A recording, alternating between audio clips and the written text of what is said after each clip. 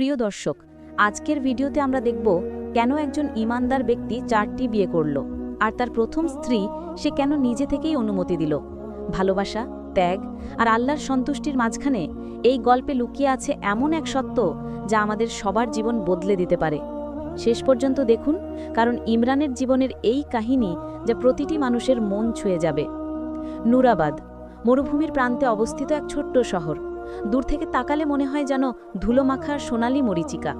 দিনের বেলায় সূর্যের তেজে বালি ঝলসে ওঠে, আর রাতের বেলায় আকাশে তারারা এত উজ্জ্বল থাকে যে মনে হয় আল্লাহ যেন স্বয়ং আকাশে প্রদীপ জ্বালিয়ে রেখেছেন।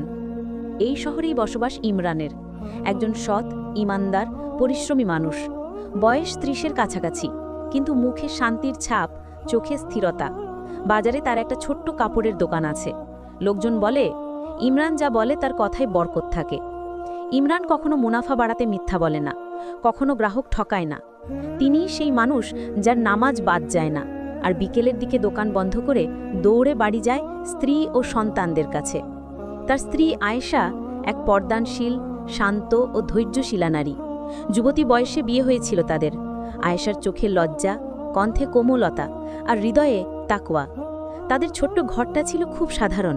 কাদামাটির দেয়াল, খেজুর পাতার ছাউনি আর একটা পুরনো জানালা দিয়ে ঢোকে বিকেলের আলো।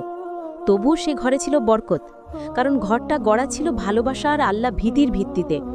আয়েশা সকালে নামাজ পড়ে কোরআন তেলাওয়াত করত, তারপর বাচ্চাদের পড়াতো, রান্না করত, স্বামীর কাপড় গোছাতো।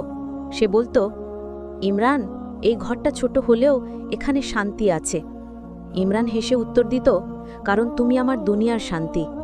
তাদের 2 সন্তান, বড় ছেলে সাদ, বয়স 8, আর মেয়ে মরিয়াম, বয়স 6। সাদ মসজিদে যেত বাবার সঙ্গে, কোরআনের হিফজ করত, আর মরিয়াম সেলাই আর রান্নায় মায়ের মতো দক্ষ হতে শিখত।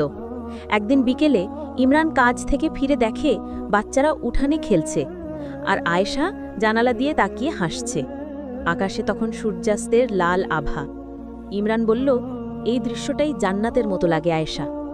আয়েশা উত্তর দিল, যখন স্বামী স্ত্রী একে অপরকে আল্লাহর জন্য ভালোবাসে, তখন ঘরই জান্নাত হয়ে যায়। এই ছিল তাদের সংসার। দারিদ্র ছিল, কিন্তু মন ভরা ছিল শান্তিতে, কারণ তারা জানত সুখ টাকা দিয়ে আসে না, বরং আল্লাহর প্রতি সন্তুষ্টি থেকেই আসে। প্রতিদিন ইমরান বাজারে যাবার আগে নিজের আয়নায় তাকিয়ে বলতো, আজও যেন আমি কাউকে কষ্ট না দিই। তার মুখে ছিল এক ধরনের আত্মবিশ্বাস, যেন সে জানে পৃথিবীতে তার আসার উদ্দেশ্য শুধু উপার্জন নয়, বরং ন্যায় ও সততা রক্ষা করা। রাতে সে সন্তানদের ঘুম পাড়িয়ে দোয়া করত, হে আল্লাহ, আমার পরিবারের রিজিক হালাল রাখো, আমার স্ত্রী ও সন্তানদের